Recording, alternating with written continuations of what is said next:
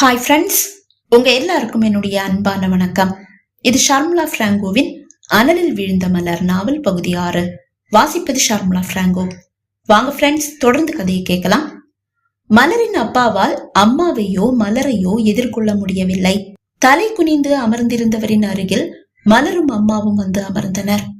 அப்பா கரத்தை பிடித்து கொண்ட மலர், அப்பா என்னப்பா ஆச்சு என்று கேட்க அவளை தன்னோடு சேர்த்து அழைத்தவர், சாரிமா, அப்பாவை மன்னிச்சிடு. என்னால உன்னுடைய கல்யாணம் நின்னு போயிடுமோன்னு பயமா இருக்குமா? நின்னா நின்னுட்டு போகட்டும்பா. அவங்க என்னுடைய காசை தான் மதிக்கிறாங்கன்னா அப்படி ஒரு உறவு எனக்கு தேவையில்லைப்பா. மலரை வியப்போடு பார்த்த அப்பா, நீ அஸ்வினை காதலிக்கிறியேம்மா? காதலிக்கிறேன் தான். அதுக்காக காசை மதிக்கிறவன கல்யாணம் பண்ணிக்கணும்ன்ற அவசியம் இல்ல. உங்க பிசினஸ் நஷ்டத்துல ஓடுதுன்னு தெரிஞ்ச பிறகும் என்னை கட்டிக்க அஸ்வின் தயாரா இருக்கான்னா எனக்கு அதுல சந்தோஷம்தான். இல்ல கல்யாணம் நடக்காதுன்னு சொல்லிட்டான்னா என்ன நேசிக்கல, என் காசை தான் நேசிக்கிறான்னு எனக்கு தெரிஞ்சிடும். எனக்கு அதுல கவலையே இல்ல. எல்லாமே நல்லதுக்கு தான்ப்பா.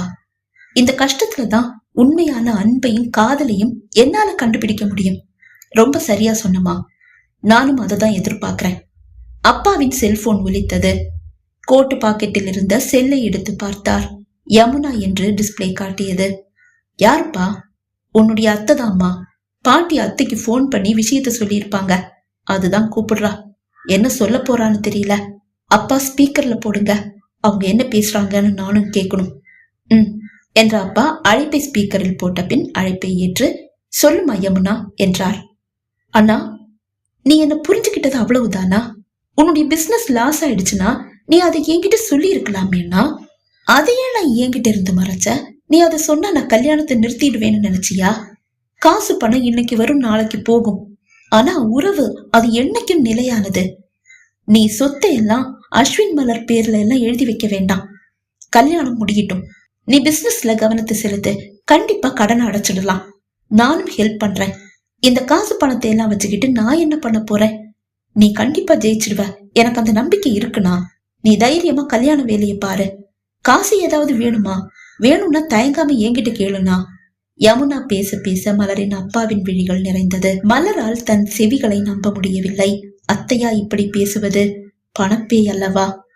சாரிமா யமுனா, நான் கூட உண்மையான என்னுடைய நிலைமையை தெரிஞ்சுக்கிட்டா நீ இந்த கல்யாணத்தை நிறுத்திடுவேன்னு பயந்தேம்மா. அதனாலதான் எதையும் சொல்லல. ஆனா நீ சொத்தை எழுதி வைக்க சொன்னதும் பயந்துட்டேம்மா. கடன்காரங்க வந்து காசை கேட்டா சொத்தை வித்து கடனை அடைச்சிடலான்னு நினைச்சிட்டு இருக்கும் போது நீ சொத்தை எழுதி வைக்க சொன்னா நான் என்னம்மா பண்ணுவேன்? ஆனா என்னுடைய உண்மையான நிலையை தெரிஞ்சுக்கிட்டு எனக்கு சப்போர்ட்டா பேசுற பாத்தியா? உன்னை நினைக்கும் போது எனக்கு ரொம்ப பெருமையா இருக்கு. எனக்கு காசு பணம் எதுவும் வேண்டாமா. கல்யாணத்தை எந்த குறையும் இல்லாம ஜாம்னு நான் நடத்துறேன். அதுக்கப்புறமா பிசினஸ நல்லபடியா ரன் பண்ணி மேல கொண்டு வந்துடுவேன். எனக்கும் அந்த நம்பிக்கை இருக்கு. சரிண்ணா என்ற யமுனா அழைப்பை துண்டித்து விட்டு தன்னை வியப்போடு பார்த்தபடி நிற்கும் அஸ்வினையும் அவனது அப்பாவையும் பார்த்தார். என்ன ரெண்டு பேரும் அப்படி பாக்குறீங்க? என்னடா, காசுக்காக தானே இந்த கல்யாணத்தையே நடத்துறோம். அப்படி இருக்க இவ ஏன் இப்படி பேசுறானா? ஆமா யமுனா, எனக்கு எதுவும் புரியல. அஸ்வினின் அப்பா கூற, வேற ஒண்ணும் இல்லைங்க. எங்க அண்ணன் இருக்கானே, அவன் சரியான கிரிமினல். நான் காசுக்கு ஆசைப்பட்டுதான் மலரை நம்ம வீட்டு மருமகளை ஆக்கிக்க ஆசைப்படுறேன்னு அவனுக்கு ஒரு சந்தேகம். அது அவனுக்கு அப்பவே இருக்கு. அதனால பிசினஸ் லாஸ்னு ஒரு பொய் சொல்லி என்ன சோதிக்கிறான். எங்க அம்மா இப்பதான் போன் பண்ணி விஷயத்த சொன்னாங்க. அவன் சொல்றத கேட்டு நீ பயந்துடாத, அவனுக்கு எந்த கடனும் காவலும் கிடையாது, சும்மா பொய் சொல்றான். நீ காசு மேல ஆசை இல்லாத மாதிரி நடி, மத்தத நான் பாத்துக்கிறேன் அப்படின்னு சொன்னாங்க. அம்மா, உண்மையிலேயே மாமாவுக்கு பிசினஸ் லாஸ்ல போயிட்டு இருந்தா என்ன பண்றது? அத நினைச்சு நீ ஏன்டா கவலைப்படுற? அதுதான் உங்க அப்பா இருக்கார்ல, அவர் இந்த கல்யாணத்தை நிறுத்திடுவாரு. ஒன்னும் இல்லாதவன் வீட்டுக்கு என்னுடைய மகனை மருமகனாக்க நான் விரும்பல. அண்ணன் பாசம் வேணும்னா என் பொண்டாட்டி கண்ணை மறைக்கலாம், ஏன் கண்ணை எதுவும் மறைக்காது. இந்த கல்யாணம் நடக்காது. என் பையன் நான் சொல்றதான் கேட்பான், இல்ல என்னுடைய பணத்தை தான் பாப்பான்னு வெட்டு 1 துண்டு 2ன்னு சொல்லிடுவாரு.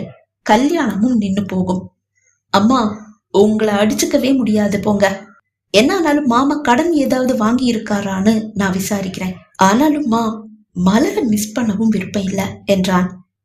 அஸ்வின், காசு பணம் இருந்தா மலரை விட அழகான பணக்கார வீட்டு பொண்ணுங்க உன்னை தேடி வருவாங்கப்பா. உனக்கு என்னடா ராஜா நீ என்று கூறி அவனை சமாதானம் செய்த அம்மா, நீ முதல்ல மாமா கடன்ல ஏதாவது விழுந்திருக்காரான்னு விசாரி என்றார்.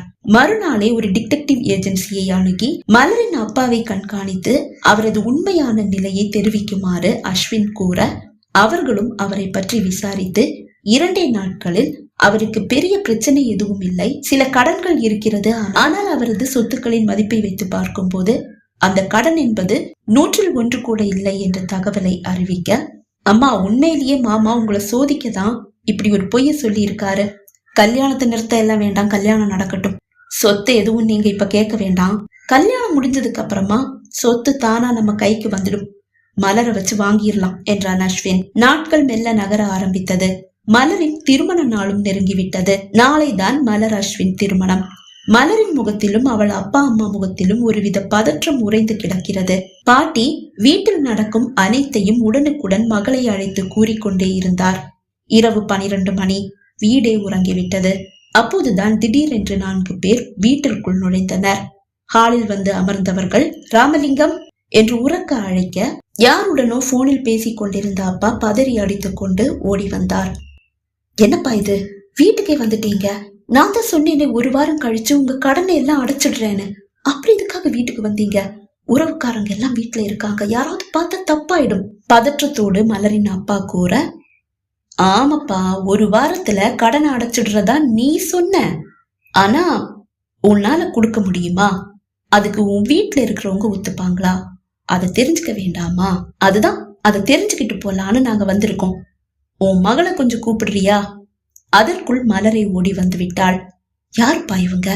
பதற்றத்தோடு அவள் கேட்க, அத நாங்க சொல்றோம்மா. நாங்க எல்லாம் உங்க அப்பா ஊருக்காரங்க. தெரிஞ்சவங்க மட்டும் இல்லம்மா, தூரத்து உறவும் கூட. உங்க அப்பா அண்ணன் தம்பி எங்க 4 பேர்கிட்ட இருந்தும் கோடிக்கணக்குல கடன் வாங்கி இருக்காரு. வட்டிய ஒழுங்கா கட்டிட்டு தான் இருந்தான். ஆனா இப்போ மகளுடைய கல்யாணம், அது முடிஞ்சதும் காசை கொடுக்கறேன்னு சொல்லி ஒரு 4 மாசமா வட்டி வரலமா. காசை கொடுப்பான்னு சொன்னா, கல்யாணம் முதல்ல முடியட்டும், கல்யாணம் முடிஞ்சதும் என்னுடைய சொத்தை எல்லாம் வித்து கடனை அடைச்சிடுறேன், அது பத்தலனா என்னுடைய பொண்ணு நகைகளை வாங்கி வித்து கடனை அடைச்சிடுறேன்னு உங்க அப்பா சொல்றாரு. ஆனா சொத்தை வித்து கடனை அடைக்க நீ ஒத்துப்பியாமா? அந்த நபர் கேட்க, இதெல்லாம் அப்பாவோட சொத்து, அவருக்கு கடன்னா அவர் அதை அடைக்கிறதுக்காக இதெல்லாம் விற்கிறதுல எனக்கு என்ன பிரச்சனை? சரிம்மா, உன்னுடைய நகைகளை வித்து அவர் கூறி முடிக்கும் முன் நானே அதை கொடுக்க தயாராயிருக்கேன் அங்கிள். ரொம்ப நல்லதுமா. இப்படி ஒரு பொண்ணு இருந்தா அப்புறம் எதுக்கு பயப்படணும்? இப்பதாம்மா எங்க மனசு நிம்மதியா இருக்கு. எங்களுக்கும் பொம்பளை பிள்ளைங்க இருக்காங்க. அவங்க கல்யாணத்துக்கு சேர்த்து வச்ச காசுமா, அது அப்படி வேண்டான்னு விட்டுட முடியாது இல்லையா? சரி, கல்யாணம் நாளைக்கு நடக்கட்டும், நாங்களும் வந்து ஆசீர்வாதம் பண்றோம்.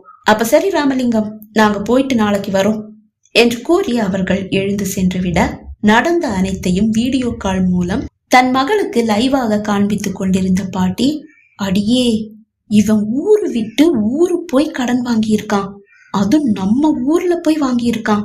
அங்க இவனுங்க 4 பேரும் வட்டிக்கு காசு கொடுக்கறவனுங்க, இவனுங்க கிட்ட போய் வாங்கி இருக்காண்டி.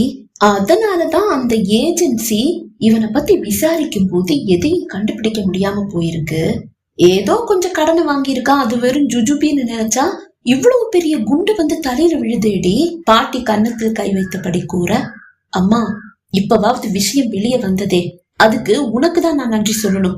எல்லாரும் தூங்குனதுக்கு அப்புறமா வீட்டுக்கு வந்தா விஷயம் வெளியே தெரியாதுன்னு கடன் கொடுத்தவனுங்க நினைச்சிட்டானுங்க போல. தூங்காத என்னுடைய அம்மா இருக்கும்போது எனக்கு என்ன கவலை? சரிம்மா, நாளைக்கு அவர்கிட்ட சொல்லி கல்யாணத்தை நிறுத்திடுறேன். சரிடி, அப்படியே நானும் உன் கூட வந்துடுறேன். நான் தான் உனக்கு தகவல் கொடுத்தேன்னு ராமனுக்கு தெரிஞ்சிடும். அதுக்கப்புறமா என்னால இங்க இருக்க முடியாது. நீ தைரியமா வாமா, நான் உன்னை பாத்துக்கிறேன். சும்மா எல்லாம் வேணாண்டி. என் பேர்ல ஊர்ல இருக்கிற வீட்டையும் தோப்பையும் உனக்கே எழுதி வச்சிடுறேன். அத வேற யாருக்கு கொடுக்க போற? எனக்கு தானே நீ கொடுக்கணும். நியாயமா பார்த்தா அது ராமனுக்கு தான் கொடுக்கணும். ஆனா இனி என்ன பாத்துக்க போறது நீ தானே. உனக்கு கொடுத்தாதானே சரி. அந்த நினைப்பு இருந்தா சரிதான்.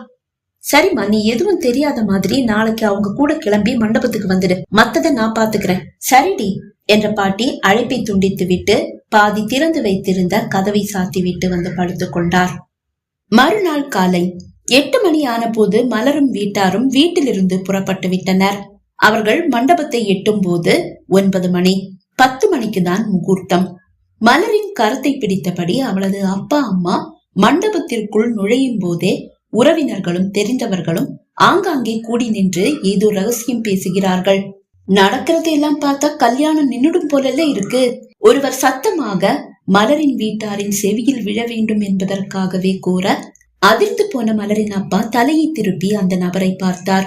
என்ன சொன்னீங்க? கல்யாணம் நின்னுடுமா? ஆமாப்பா ராமா, நடக்கிறதெல்லாம் பார்த்தா அப்படிதான் தோணுது.